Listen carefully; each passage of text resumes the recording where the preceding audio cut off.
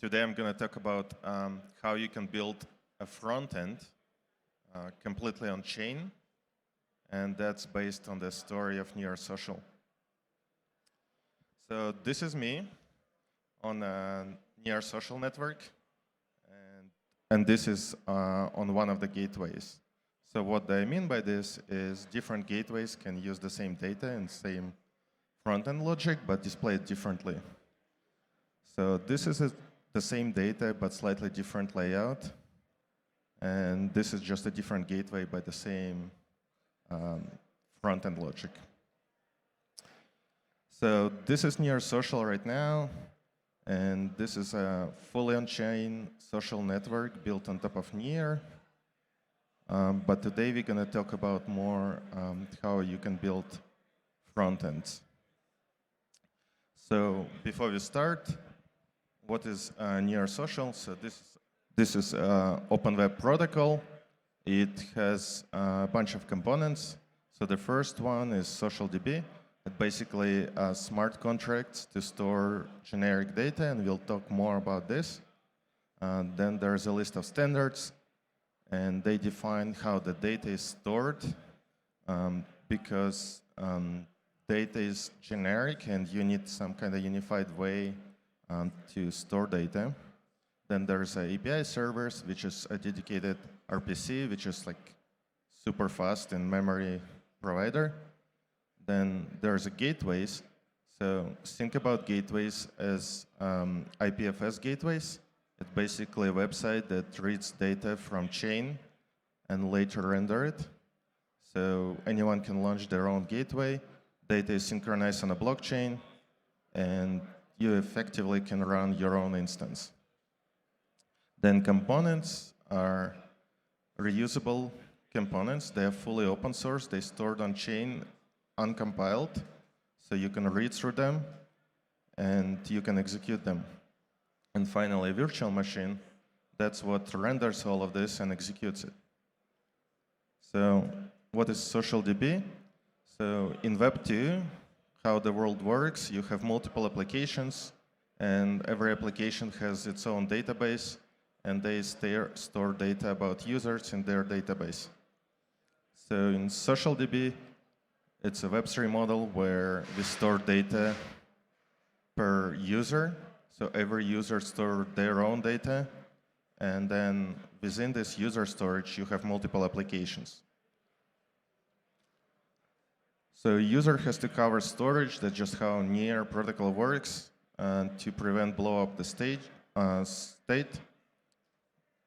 And the data is fully public, and you can effectively, if you want to access data of application 3, you query, like, give me data from all users that have data about app 3.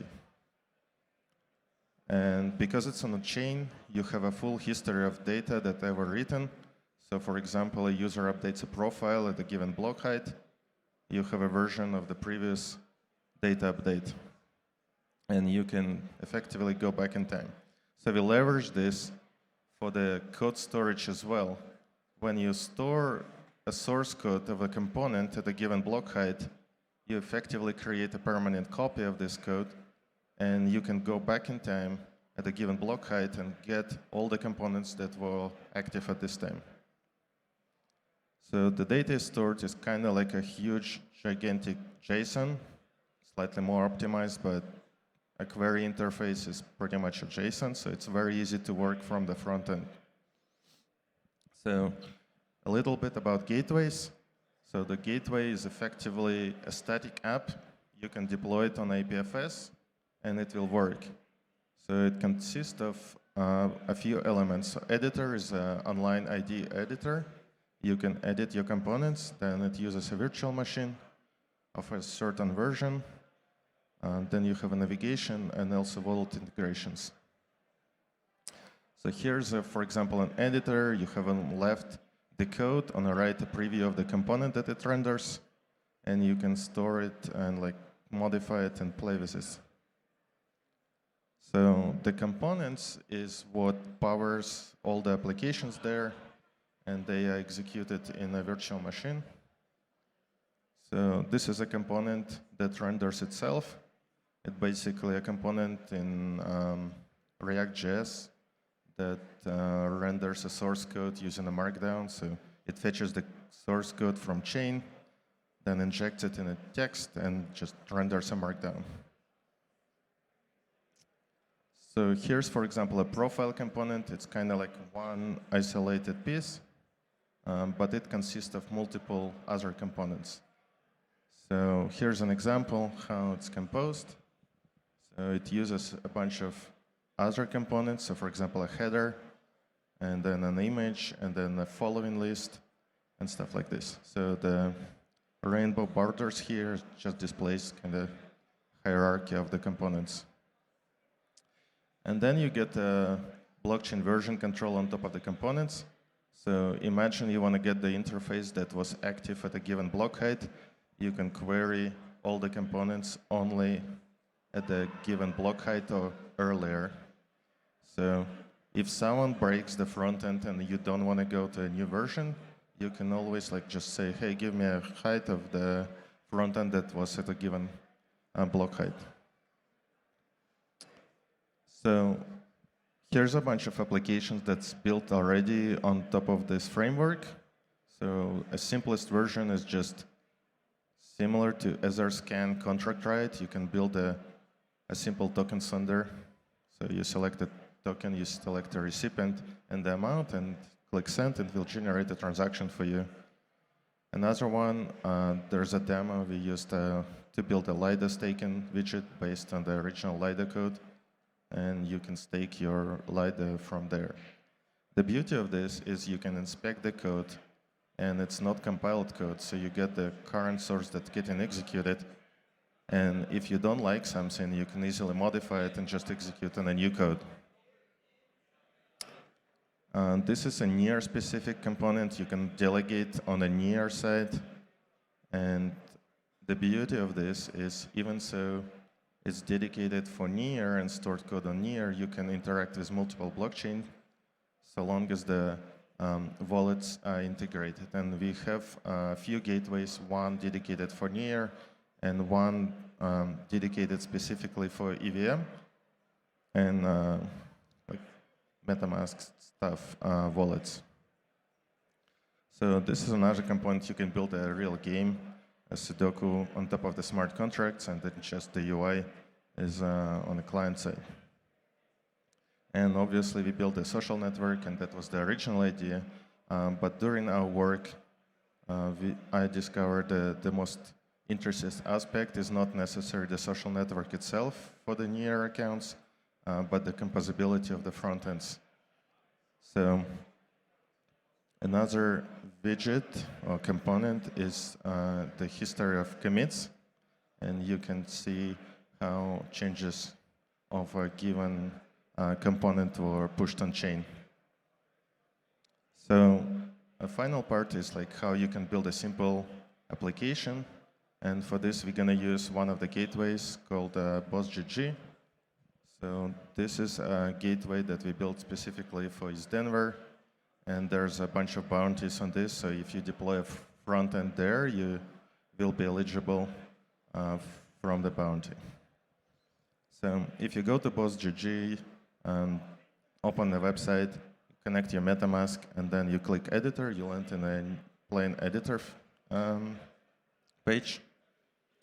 So first we can add some boilerplate. So the way you write a component for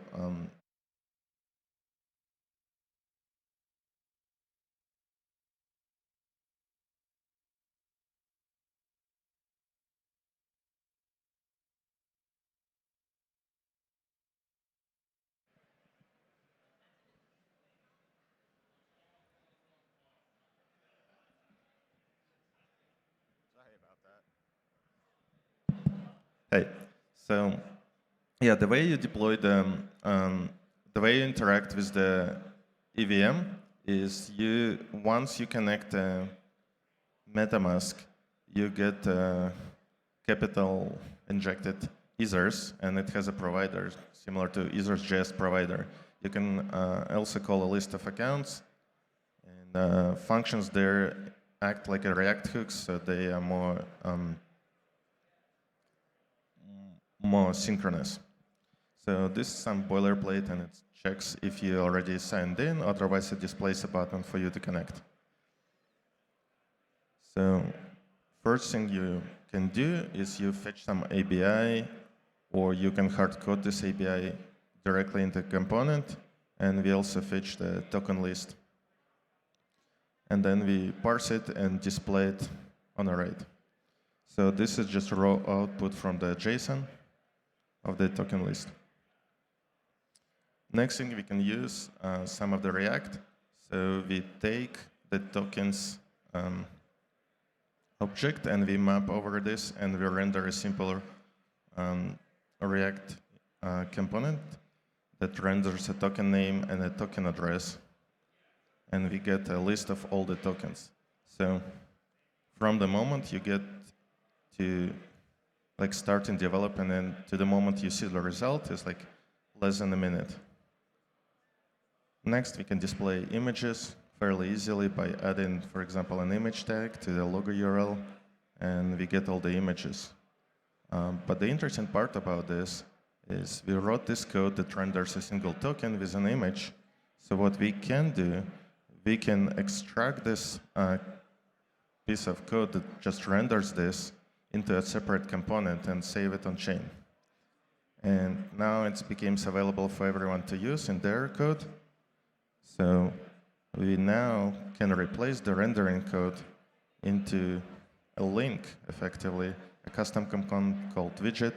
We put the source where the component was just saved, and we pass the property of the token.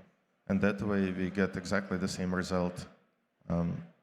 And you can use this type of stuff to build a more complex item. So right now, in theory, we can pass the sender into the component, and it can fetch the balance.